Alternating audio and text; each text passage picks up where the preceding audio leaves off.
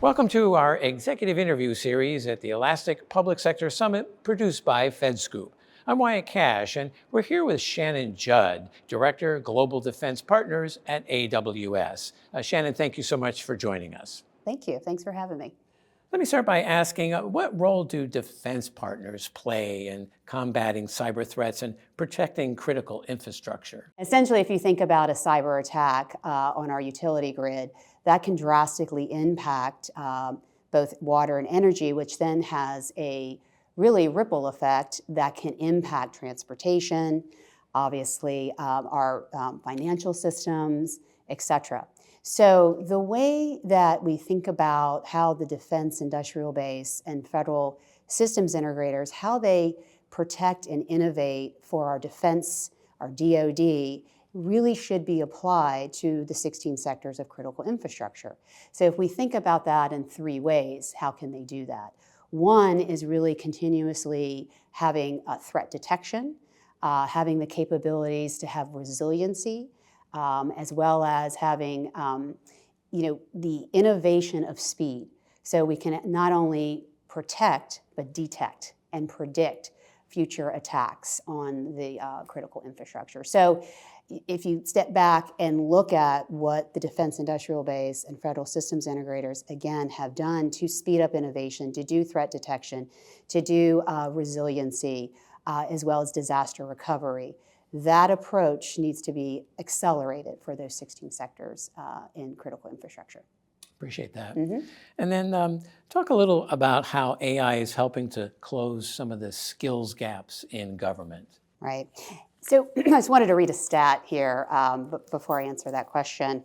Gartner forecasts by 2025 that there'll be 1.1 trillion spent in AI.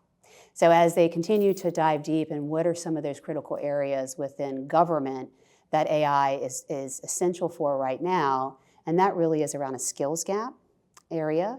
It's also, the theme is centered around productivity.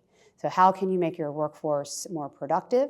How can you look at taking redundant skills and being able to simplify and scale those skills?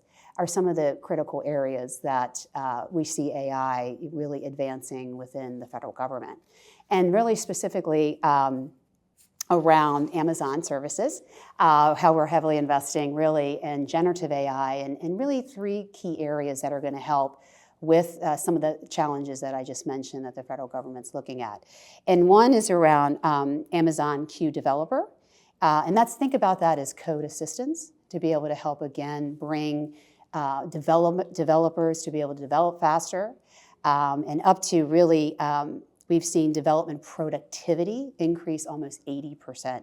So those are pretty significant real-time deliverables in innovation to help, again, speed up and solve some of those challenging problems. Something like Amazon Q for Business, think about that as workflows, being able to do records and documents and reduce that